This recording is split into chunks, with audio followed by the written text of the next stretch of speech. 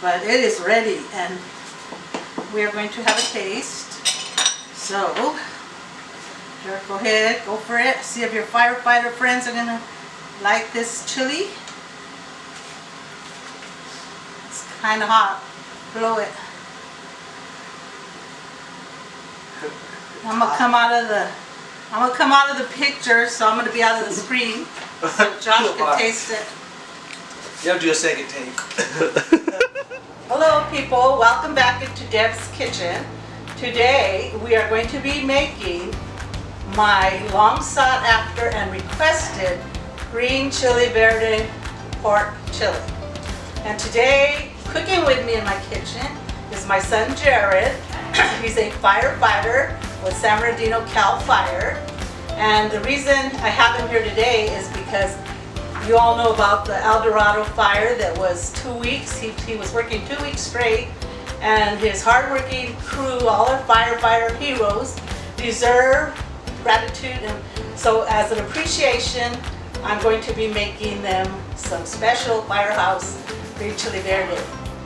And Jared is going to be helping me because Jared is with the firefighters, they have to take turns cooking. And I know that after I make this chili, people are going to be requesting it again, like they always do. So this time, he's going to be able to do it. Yep. So, Mama's going to teach him. He does a lot of cooking for the fire department in his station. And he's always calling me for tips. So we're going to get started. As you see in front of you, we have ingredients for our chili. We have jalapeños, Serrano chilies, tomatillos, tomatoes. These are like green tomatoes. We also have regular tomatoes. I add those. Okay, we're getting ready to wash our chilies and our tomatillos. So the first thing, if you look over here, we have these tomatillos. Jared's gonna start peeling them, and they're very sticky. So you're going to need to wash them really good before you roast them. And then we're going to put them all on a sheet. So he's going to wash all of the vegetables. And I'm going to cut half of a medium onion on half and a whole clove garlic. And we're going to roast those along with the vegetables for a high heat, probably 375, until they're charred. And then halfway we're going to turn them over. Okay, I'm getting the onion and the garlic ready to get roasted. So basically, I'm just going to cut it in half, and then we're going to throw the garlic in there whole. Now we have our chilies all set up on 2 pans, and Jared's going to take it over to my little convection oven. Okay, Jared, put them in the oven. Make sure it's set at 375. Okay, I'm having Jared check your chilies, and when you see that they're charred on the top and starting to become fragrant, you turn them around. This has been 30 minutes. So we're going to turn our vegetables, both trays, and then we're going to go for another 30 minutes until the other side is charred. Usually I set it for 30 minutes, but I keep an eye on them and they are charred. So we're having Jared get out the chilies, bring them over here. As you notice, we did not turn the tomatillos or the tomatoes because they're juicy and we don't want to pop them, but burst them by turning them. So we only worry about the peppers. Okay, our vegetables are ready, and Jared's transferring the tomatillos, all the ingredients to the blender. And I suggest you wear gloves if you have them. When you handle hot chili, the caps, I don't know what it's called, but anyway, that hot chili capsaicin or whatever, it will transfer to your fingers, and if you rub your eyes, you're going to get big trouble. So if you have kitchen shears, and I have these 2 pairs, you just cut it off. It's easy. You don't have to be handling it with your fingers, and less chance of getting chili. But we have gloves, so we don't have to worry about it. Then we're going to put in all the tomatoes, onion, take out the top skin that's toasted, and the garlic. We're going to just peel it and throw those in. We're going to try to fit as many vegetables as we can in the blender, but we might have to do 2 batches. A lot of the tomatillo has burst. It's on the bottom of our pan, and we don't want to lose all that goodness. And we do need liquid for our blender. And if you don't have this, you can put water. And we're going to get over to the blender, blend it up. Depending how hot you like your chili, you can add any type of hot chili. You can add more serranos, more jalapeños. Initially, I just use a pound of jalapeños, a pound of serranos, a medium onion, and a head of garlic. Then Jared's putting in some hatch chili I have frozen, and if I found that New Mexico hatch gives it a good flavor. And you can basically kick it up however you like. If you like a lot of chili, what I sometimes do is after I roast everything and I add it to the pan, I usually have more jalapeños and serranos. I will roast them and puree them by themselves for a straight puree. And if your chili is not hot enough for you, you just keep adding until it's as hot as you like it.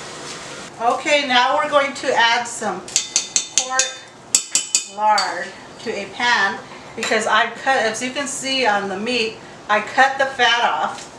And this does not go to waste. This is like what they call chicharrones or pork crackling that some people know it as. And we're going to be cutting this up in little tiny squares.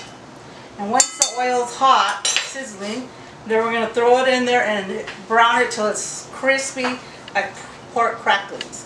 And this is going to go into our chili as well. Okay, I took the oil's hot. And you got to watch out for pork oil or any kind of oil because it pops. So I have a screen guard on there, and I took it off the fire because it was popping. But once we add the crackling to the oil, it won't be popping so much.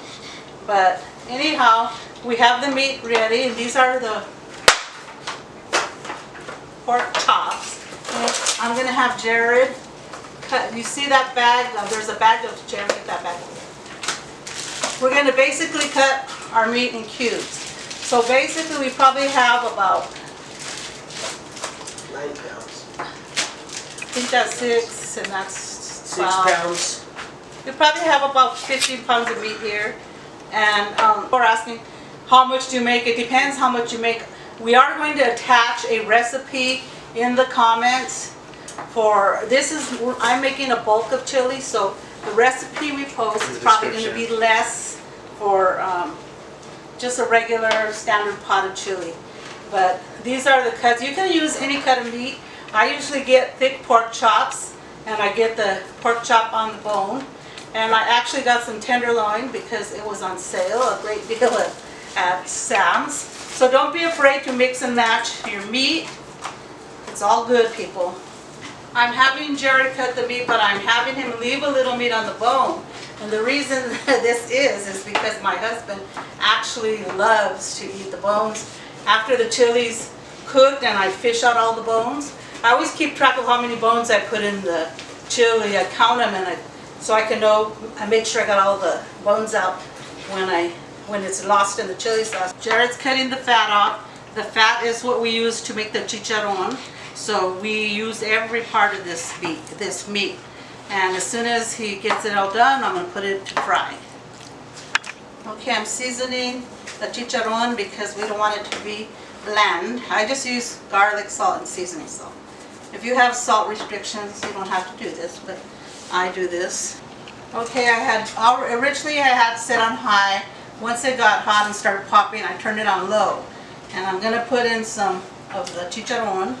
And I'm going to cook it at a low temperature because if you put it on high, you're going to burn it. And you want to watch that. So we'll come back and check it in a few minutes. Okay, here's how your chicharrones should look. And you see we have this whole pile to go. So we're going to keep frying until they're all done. Okay, we're going to, the chicharron, the oil we use, we're going to put it in our pan. Be very careful because it's very hot. We're going to cook our meat. And if you're choking like we are, it's because your chili's hot. these pitchers. We're gonna start putting the meat in layers with the first one.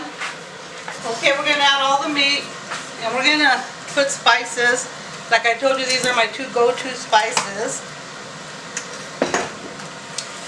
And when I'm making this quantity, I just take off the lids because I'm gonna be tasting as I go.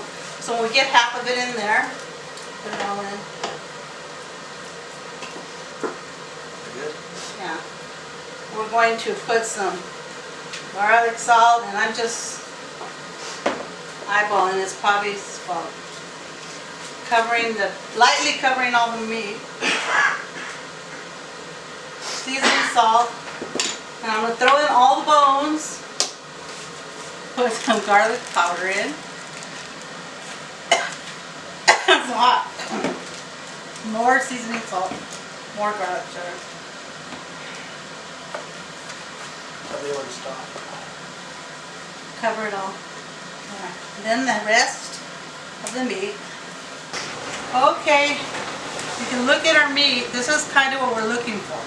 It's got a stew, but we mainly want it to be pretty much brown. And then we're going to be adding our chili, our chicharrones. At first, I'm going to put a little bit of flour to coat it. We want our gravy to be a little thick, so Mom always, this is about 1/4 cup. I'm going to kind of put it all over the meat. We want to do this now so it won't clump. And we're just going to cover the meat all cooked into that. And the meat has already made a lot of juice just by covering it and cooking it 20 minutes. So that chicharron oil that we use to fry it in, it's going to give more flavor to our chili. All that adds flavor. And like I said, your seasoning is up to you. We're making a large batch here, so it's kind of plain, and there's a lot more seasonings to use. But I'm going to be making a smaller recipe for those of you that don't want to make a party size serving. So Jared, why don't we put all of this chili in there?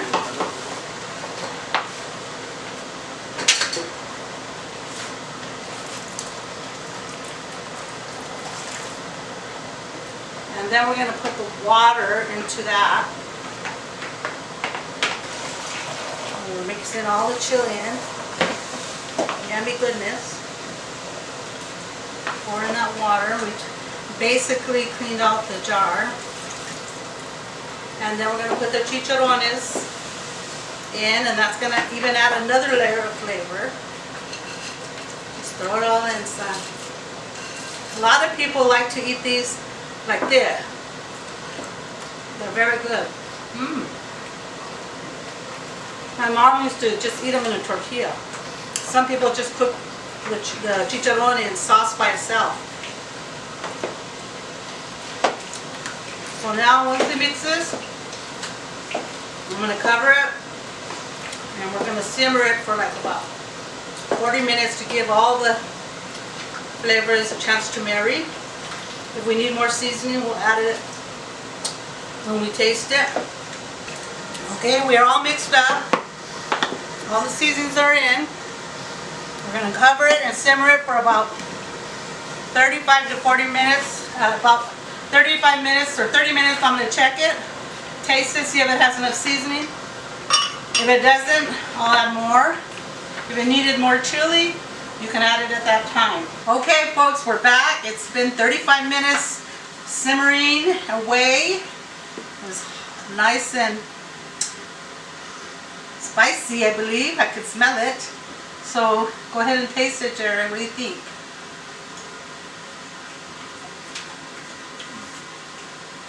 Is it hot enough for you? Spicy. Just how you guys like it. And I'm going to go out of the frames to give the cameraman a taste. And he's not going to be in the film, but he's going to tell you how it tastes.